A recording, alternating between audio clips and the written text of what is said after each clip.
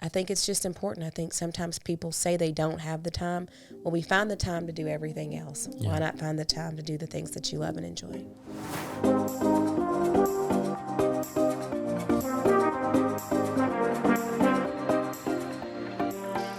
Hey everyone, my name is Ethan DeLeon, and I'm here with the founder and CEO, Jason Duff. On today's episode, we have a special guest, Terri Flood, the Vice President of Business Development for Wayne Healthcare out of Greenville, Ohio, joining us. We want to welcome you to the Small Talk podcast, where we share some of the valuable lessons with what we have learned about entrepreneurship, real estate, economic development, and more. The point of this podcast is to create value for you, the listener, and to create a space to learn, talk about what's trending, and to inspire others. Hey, thank you, Ethan. Terri, it is so great to have you in the studio today. Terri is a dear friend and a small town champion from Greenville, Ohio. And I met Terri a few years ago.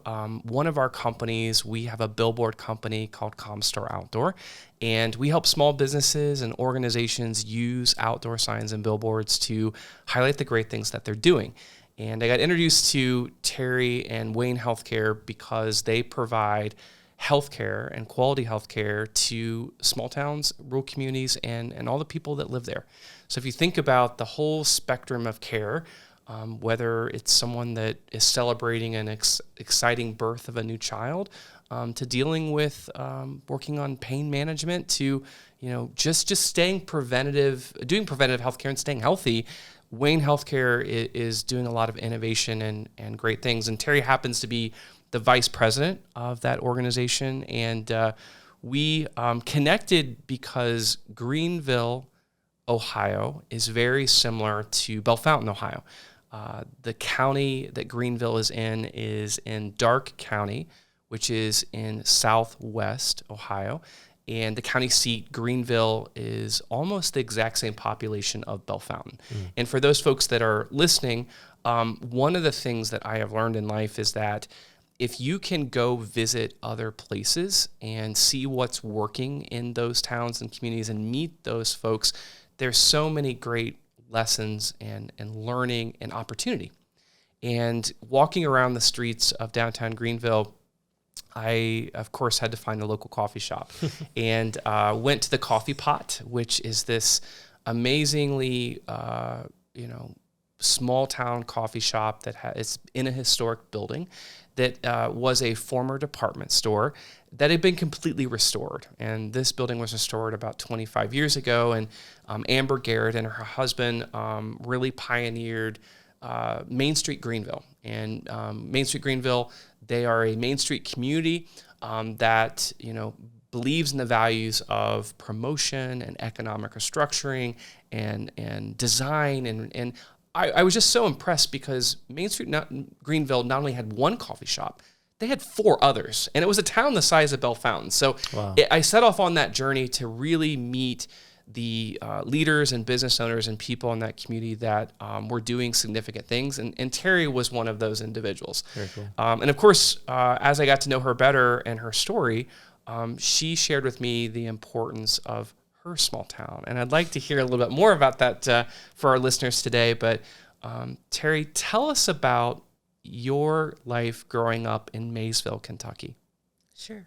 Well, first, before I start, I just want to say thank you for having me today. This means so much to be here with both of you and talking with you about Small Nation and about small towns, which is truly at the heart of who I am. So my journey began in Maysville, Kentucky, as you mentioned, which is kind of, I'd say, the northeastern part of Kentucky, right along the Ohio River.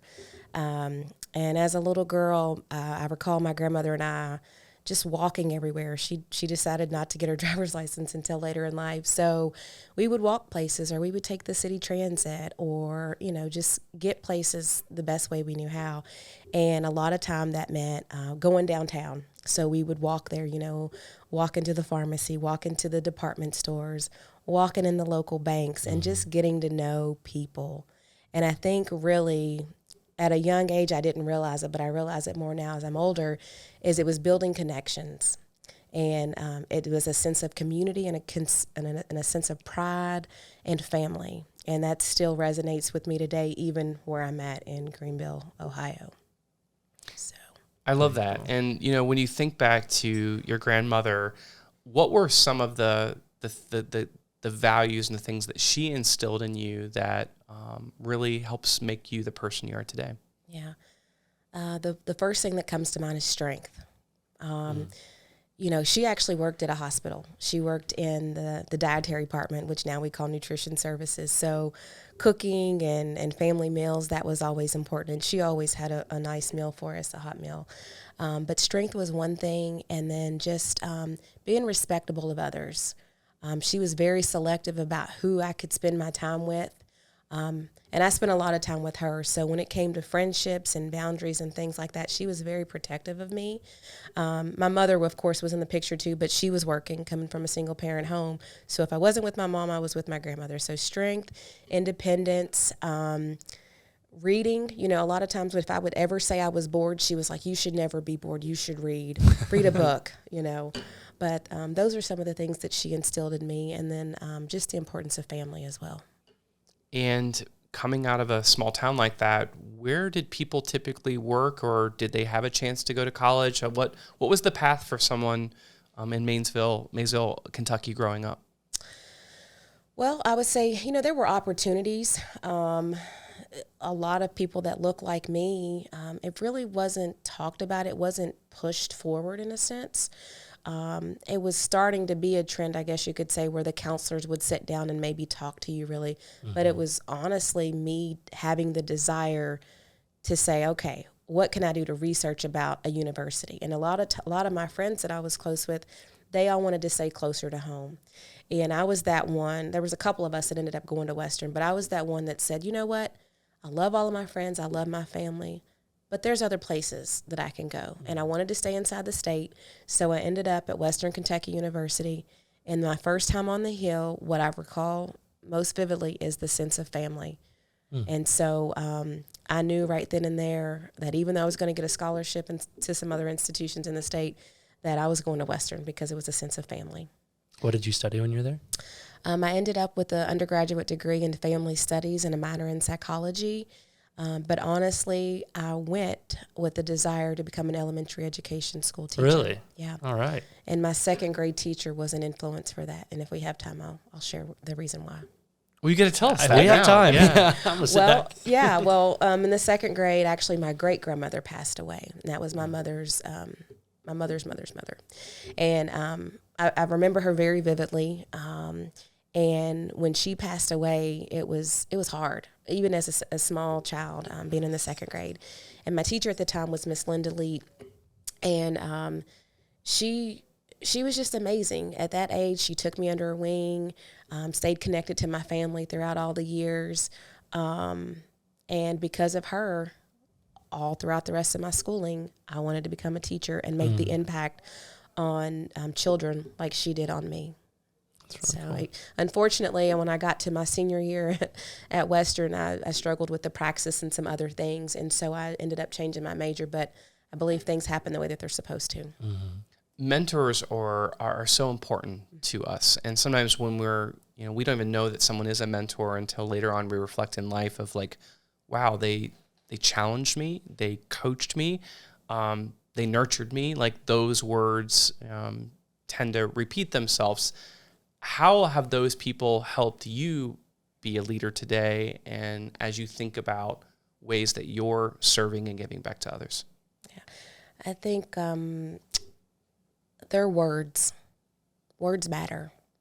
And I think sometimes people take words for granted, and, some of the things she would share would be something wonderful is waiting for you, or, you're positive, you're bright, just the constant encouragement.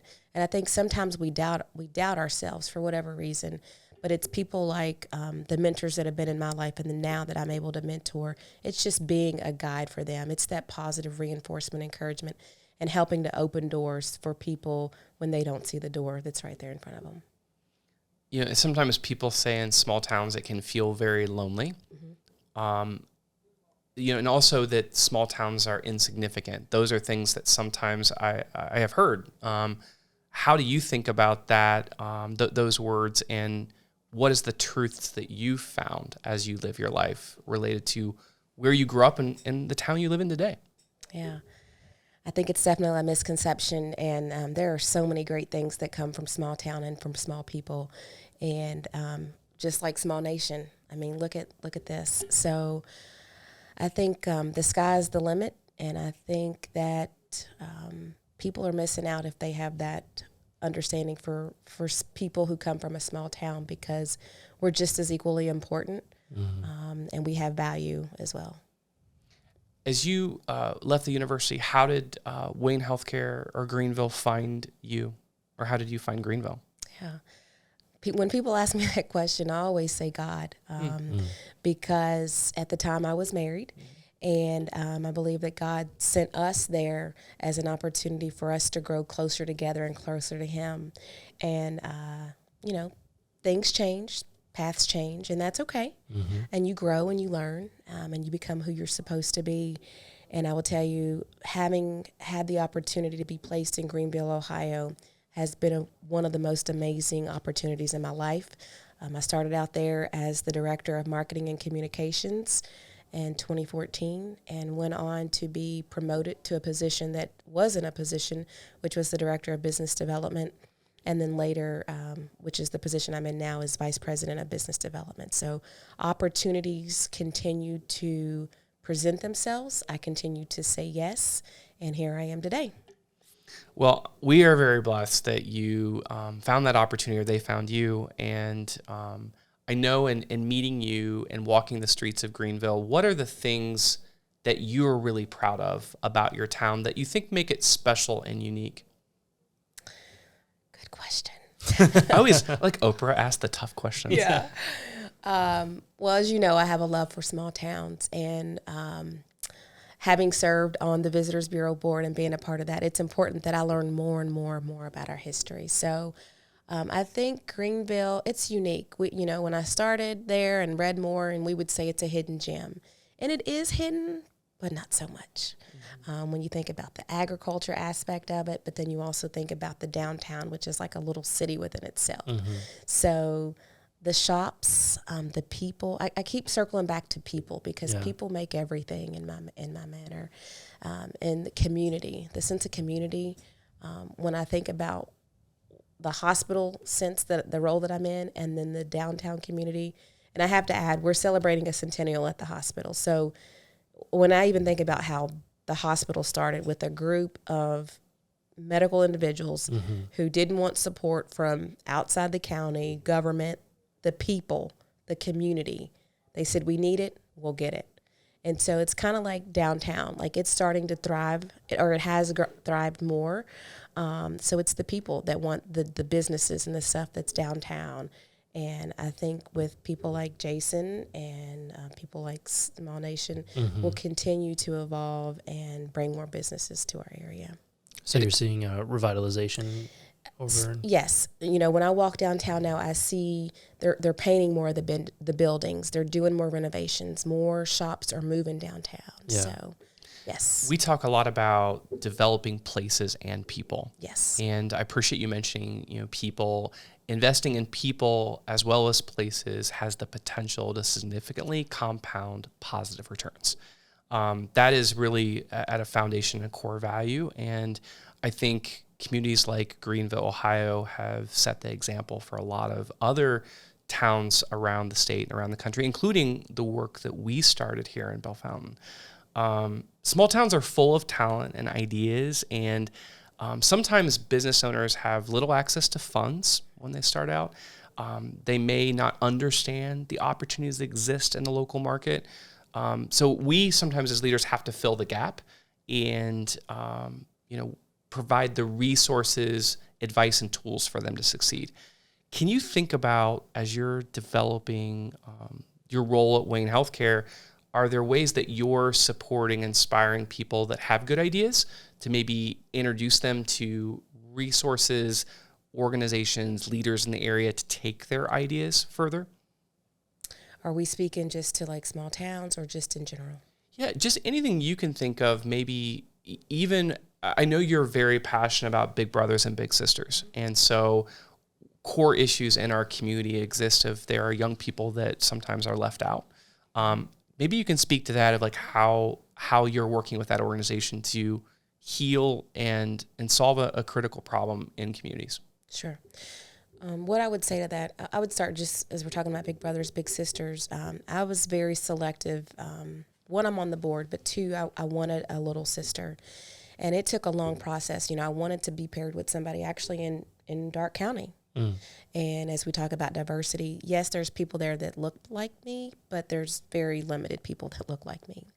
And I was finally paired after like 2.5 years later. Wow. That match didn't last longer than a year, but that was okay because I'm now paired with another little girl who is 7 years old, and she's actually in Sydney. So while there's distance and I have to make additional time, she's like the perfect little, right? We have some similarities. Our birthdays are 1 day apart. 7's my lucky number, my favorite number. So just in value, instilling in her values that were instilled in me are important and being a part of her life.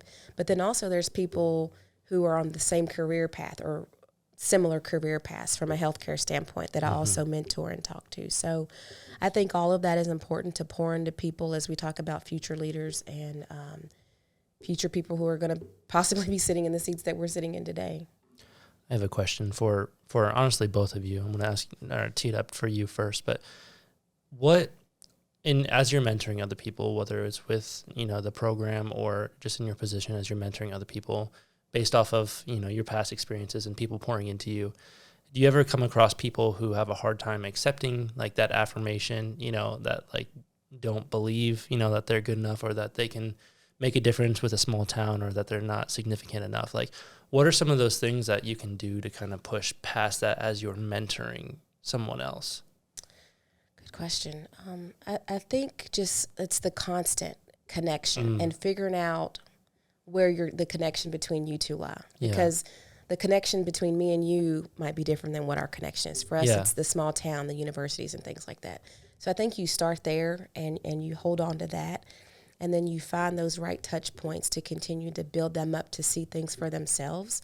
And then a lot of times they're pulling things out and sharing things that you already knew was in them, but they just didn't see it for themselves. So, that's kind of what I've done with some of the people that I've mentored and continue to mentor. Yeah. So intentionality with every person, absolutely. Kind of over time.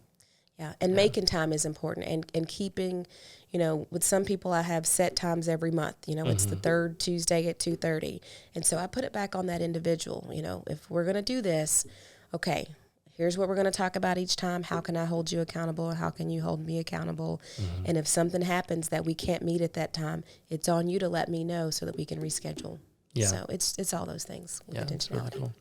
What about you? Has anyone ever come to you that, you knew they had it in them, but they didn't believe in themselves or like almost refused to believe that they were, could accomplish these great things?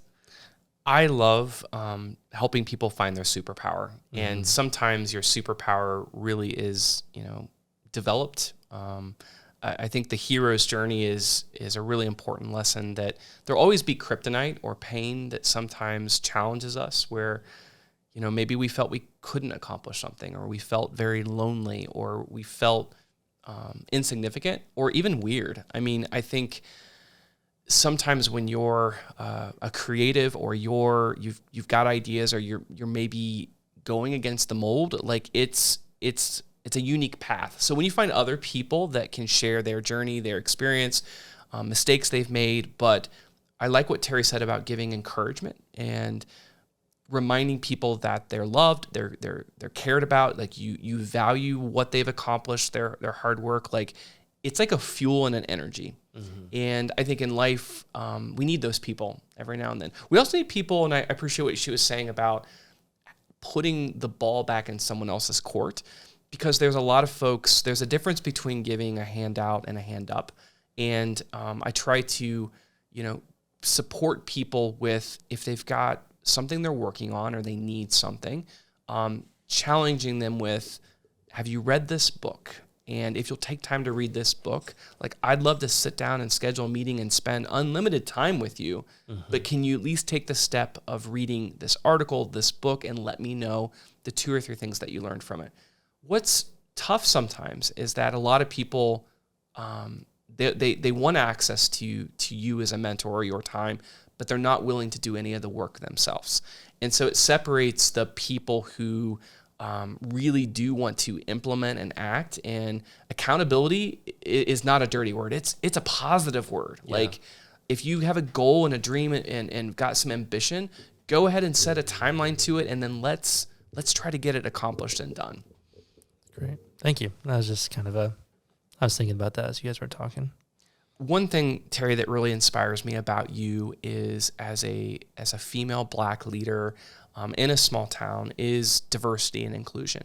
And it's something that we, in many of our towns, can do a lot better.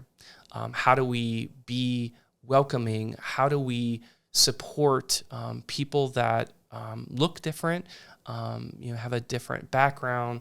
I think that diversity is really what we are all striving to build more of. Can you speak to what it's been like being Black and being a female, from a small town, and now you are leading your community in many ways today, and what that journey's been like for you? Sure. I'll be honest, as a young child, I will never forget, in the 5th grade, our schools consolidated. We had a city school, a county school, and we also had a Catholic school. And I went to the county school because of where I lived, even though it was very much close proximity to the city school, which is where most of the Black people went, a lot of my family and things like that. So going to the county school in the 5th grade, actually, we consolidated in the 5th grade. Let me back up just a little bit. In the 2nd grade, one of the things I was going to share is I was put in the wrong classroom.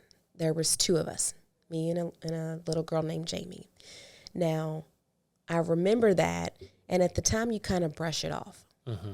But looking back, it's like, how do you get us confused? There's only 2 of us, and you put us in the wrong class. So that has always stuck with me. And then going back to the 5th grade when the 2 schools consolidated, just the shift and the transformation that occurred between the county school, which was predominantly Caucasian people, mm-hmm. and then you've got the Black people coming from the city school to the county school. And I understand it from a financial situation and things like that. But a lot of my friends were actually white because we had like interests. I played basketball, ran track, involved in a lot of organizations. So I can remember people saying, oh, you act white, you talk white, all these things that as a young person, and I was a little heavier too then. So, mm-hmm. You get all these things in your head and your self-confidence begins to go down and you doubt yourself about, it's just so much when I look back and to think about all those things that I overcame and then where I am now. So I say all that to share that everybody's journey looks different, but it's up to you to change the path, because I could have, been down on myself and said, because of where I've come from or because of my past, I'm not going to be successful. I'm not going to succeed. But I've learned in life to surround my people with like interest, and it doesn't matter how I talk. This is who I am. Mm-hmm.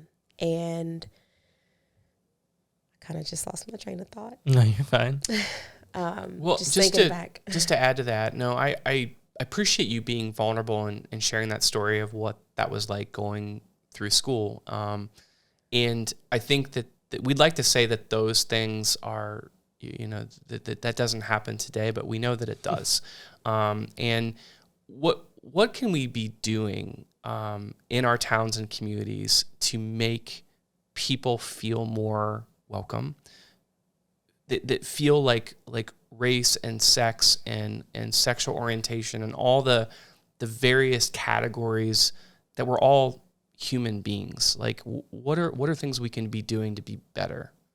Have the conversation. Yeah. Mm-hmm. Get to know people. I think that's the biggest things, because people are judgmental for various reasons. But I think it's having the conversations, and even being in Greenville right now, as I sit around the table at work with other leaders, there's only one that looks like me. Mm-hmm. And as we talk about DE&I, I've brought the conversations up amongst that group and other groups. So I'm seeking things outside of my organization even so that I can learn and grow, to figure out how to have additional conversations within the workplace as well as outside. And I think that's something maybe in small towns, like a lot of people don't talk about it because it is uncomfortable sometimes. And so they don't know how to talk about it. And therefore they don't, and it just gets worse, like, because something not talked about becomes an issue, I feel like.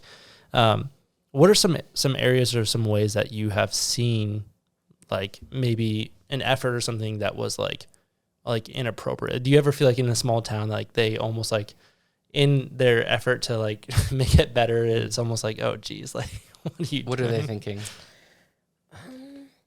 I can't say that I recall anything like. That's a good thing. There's nothing that's resonating right now. Yeah. It's just we need to have the conversation. Yeah. I think sometimes we think, oh, we're a small town and this is just who we are. Mm-hmm. No. When we talk about revitalization and building small towns, if we want people to come back to our communities, whether they used to live there or new people to come into our communities, it shouldn't matter what they look like, what their sexual orientation is, any of those things. You should be welcoming. Mm-hmm. So we're living in a different time, and I think communities just need to change. And you never know what someone else who is different than you can bring to the table that have Absolutely. no idea. Absolutely. Recently, Intel announced that they're making a $20 billion investment in Ohio. And as the state is looking at the amount of new jobs and investment and other new businesses that are going to come and support around the Intel plant, we recognize that we need more people. Ohio's population, over the last 10, 20 years, it's actually declined in some ways, and especially declined in a lot of the smaller towns. And so we really need to find a way to embrace the rest of the country and bring people from the outside in. And I think to do that, it's going to be bringing people from the South, bringing people from other parts of the country that recognize that Ohio is a great place to live. And so I think much of what we're discussing today of like finding ways to help young people see that there's opportunities to have a great career, start a family, get involved in your local organizations. All of that is the work and the life and the things that you have done. What's kind of next for you? So like you and I reconnected. You're back in Bell Fountain after being here from a year ago. We're so excited that you're going to be spending the weekend. We have an Airbnb here in the downtown called the Loft Above. And I think you stayed there before. What is it like staying in the Loft Above? Amazing. So Ethan saw it for the first time today, right? Yeah. It's really cool. I've heard you talk about like the robes and the water set out, and there's even like a bottle of wine and things like that set out. I was like, yes. I've heard all of these things, but it's like, it's really cool to go above a coffee shop on one of the main streets in the downtown area of a small town, Mm-hmm. and to see, this granite countertop, this huge window overlooking, the downtown area is actually quite spectacular. Yeah, it's beautiful. Like I said, or like you just said, I stayed there last year, and I knew it was coming back to Bell Fountain. It was just a matter of when. Yeah. So this time I get to bring a friend. So my friend Heather's going to be joining this weekend because, again, I have a passion for small towns, and the Loft Above it truly is perfect. Like, I love coffee. Grog is my favorite. So for that to be on the ground floor, and then to be staying above, Loft Above, it's just awesome. So I'm excited. And you're bringing a very dear friend of yours, and you're like, we just want to take a weekend trip to get away and enjoy, some amenities. What are you most excited the next day or two to explore and do here in the downtown? Well, I'm most excited because I've introduced her to you Yeah, because you're amazing. Aw, and she's going to get a firsthand chance to see Small Nation, learn about what you guys have done here in Bell Fountain and how you've just transformed the city and what you're doing even on a local, state, and national level. So we both have some desires and interests as we talk about businesses and higher education and things like that. So we're going to talk a little bit about that, have some fun, shop, eat, all that. Well, we are the place to do that. We appreciate you coming in. We this week we hosted 2 different groups. So we had a large group that came from Chillicothe, Ohio. So Mayor Feeney and a number of his city council women and men, some local investors, they were here. And then we also had another group yesterday. New Concord. New Concord. So that is the home for Muskingum University. And so the president of Muskingum was here, and then the mayor, and also, again, many of her contemporaries and leaders. But it's kind of sobering when people, are so excited to drive several hours away to come and experience and see Bellefontaine. But what they don't know, the greatest joy for us is to get a chance to hear their stories, what they're excited about, what they're passionate about, and then our team gets to go visit their towns. And so I think that another key message that you were saying today is having conversations and sharing and collaborating, because that's how we grow. And I think that's where a lot of people ask, is there a secret sauce to your revitalization method? A lot of it is really in the beginning, you listen to people that have good ideas, you connect them to people who have resources, and then you set goals and timelines and expectations to go get it done. And I think, that is the secret sauce, but it all starts with the power of a conversation. So things that are next for you. So you've been in your current role for how long? Well, from being at Wayne Healthcare, we'll say 8 years. Yeah. And, within that, what is kind of next that you're thinking about with your professional development? Maybe, you mentioned that maybe even starting some businesses. So like things that you're thinking about this next chapter of life. Yeah. This next chapter is personal. It's definitely more personal. I'm still going to be focused on the professional for sure, but downtown, the heart of downtown is still important. So there's some opportunities there. I don't have all the details, but there's some opportunities there. And then I'm just going to continue to say yes. I don't know what things look like, but I know there's some amazing things on the horizon. So, but it does have to do with downtown, with continued investments, foundations, and some other things like that.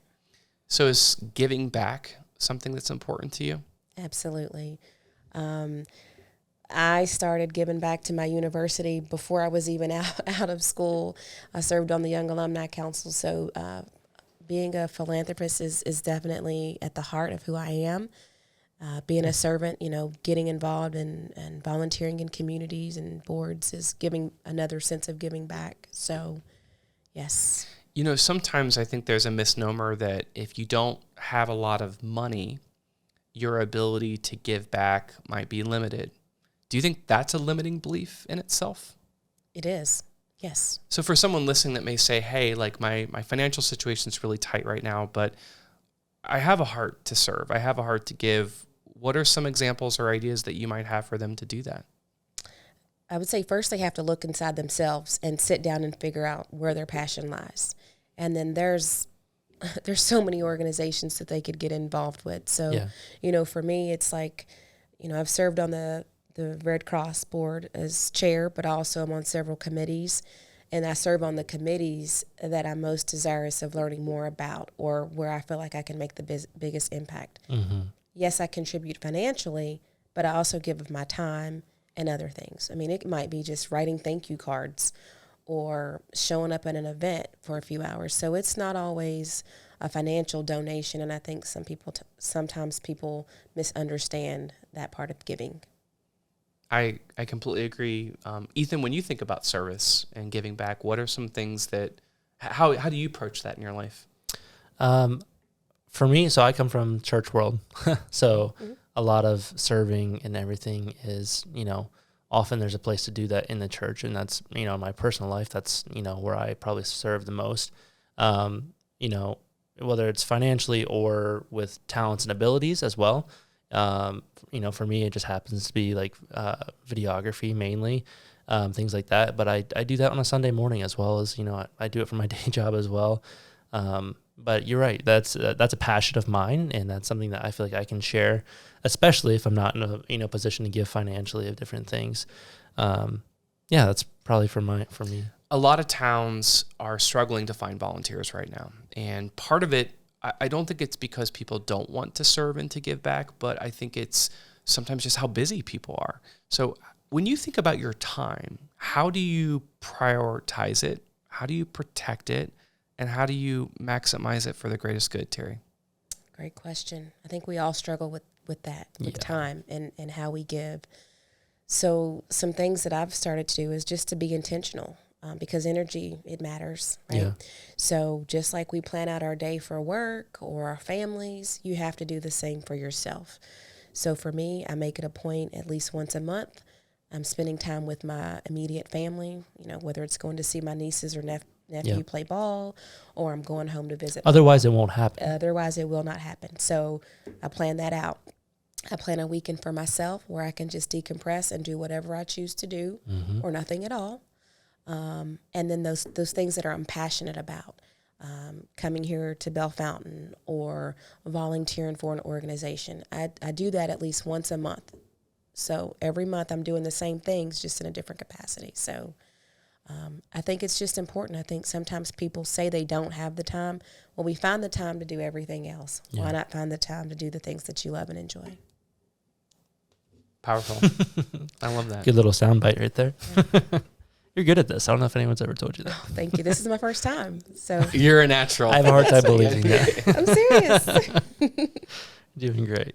So what are some books, podcasts, articles, anything that has helped you along your journey or anything that you would recommend? Even if it's just like someone, that you look up to.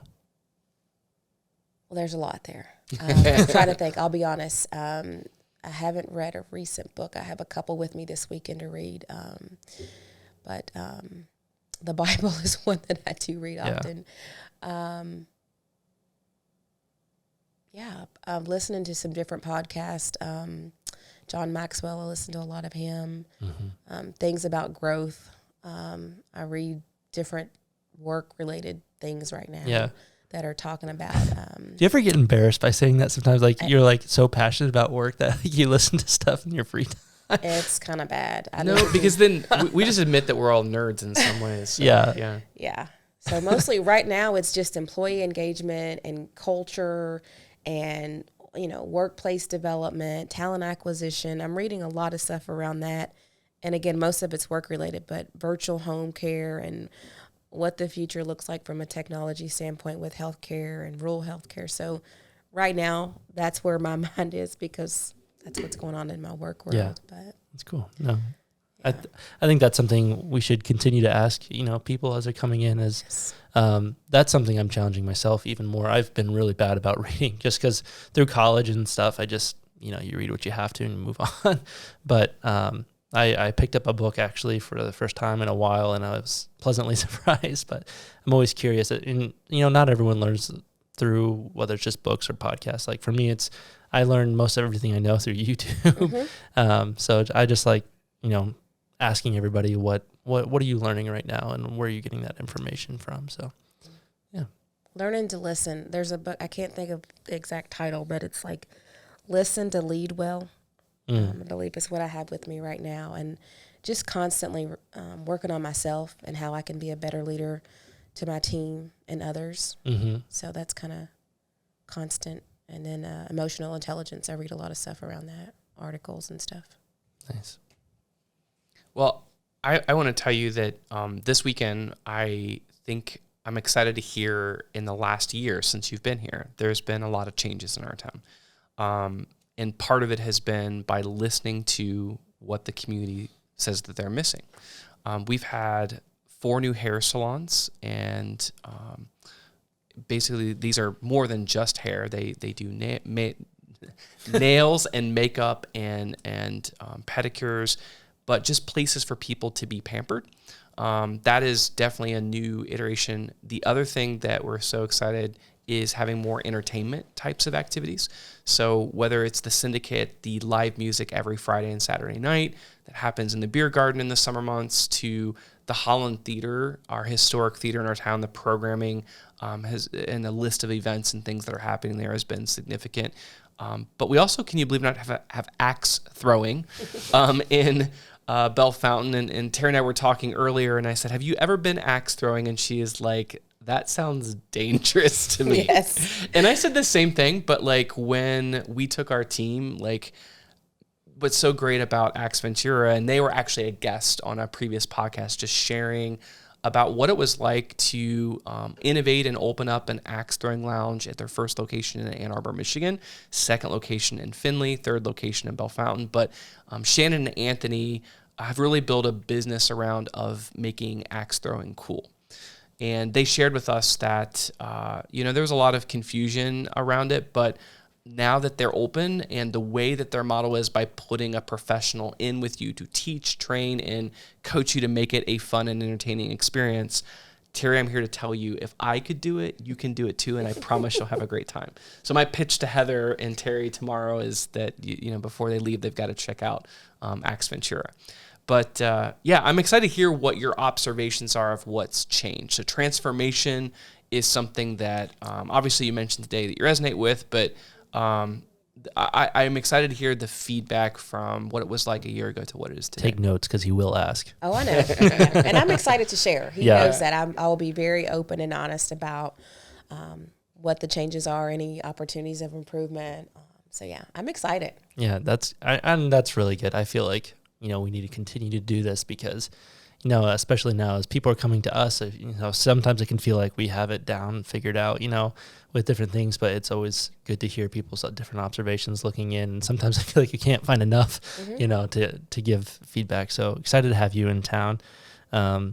Shameless plug here, talking about podcasts and starting, thinking about starting businesses and stuff. This podcast, actually, from what you said, I think this podcast was made for people like you who are passionate about small towns and, just wanting to hear a little bit of development and just even like for me, it's been like getting some of the basics and stuff like that. I don't know, just shameless plug, I guess, for this podcast. Can you do that on your own podcast? Ethan, you're doing it for us and you're doing great. I love it. I love it. Well, cool. So normally as we close these things out, I ask Jason for a gold nugget at the very end, whether it's related to, what we talked about or just something he's learning in his own life. So to put you on the spot here, also one more thing before you do that. I wanted to let you know that I exposed you to, over here when we were doing the video. I said that you've been nonstop, talking about how excited you are to have Terri in town to do this. So I'm excited for you guys to have a good weekend, having brunch tomorrow, right? We are. We're going to be doing brunch at the Syndicate, and there may be some mimosa flights. Ooh, I'm excited. There you go.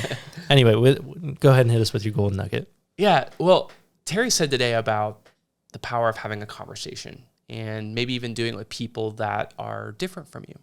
I think that that to me is a really cornerstone element, not only to Terri's success, but our success here.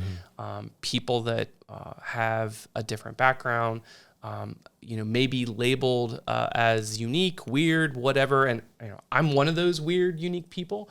That diversity and that creativity and those elements, who would want to all be the same? Yeah. And I think for a small town, like being able to find your voice, being able to find your weird, being able to find your unique, and then being proud of it, and also being a beacon to welcome others. Yeah. And I think Terri inspires me with her journey, and hearing today even from Maysville and just people like her grandmother or her second grade teacher. If you really look and reflect in your own life, there are those stories, and we don't understand what gives us our grit, our courage, our vulnerability, but it usually is those people, those stories, those conversations. So I just appreciate you being real and authentic and sharing today, and I hope to have you back as a guest to hear how you're evolving on that journey. She shared today about the importance of learning, education, getting that back and involved and serving in your community and being that big brother, that big sister to other people. We all need that in life. Yeah. The country needs more of that right now. So fist bump. Awesome job today, Terri. Thank you for being on Ethan. Awesome for you. And just excited to spend more time with you this weekend. Looking forward to it. Thank you so much. All right. Well, thank you everyone for tuning in and checking out the Small Talk podcast with Jason Duff. And you can find us anywhere that you listen to your podcast, including Spotify, Apple Podcasts, and even the Small Nation YouTube channel. I hope you were able to pull some value from that conversation, and we hope to see you in the next one. If you haven't subscribed already and are looking for more of this kind of content, be sure to check out the Friday Small Talk newsletter that goes out every week. Stay tuned to Small Nation on social media to keep up with everything that is happening there, as there are lots of exciting projects in the works. And until next time, this is Small Talk with Jason Duff signing off. Thanks, guys.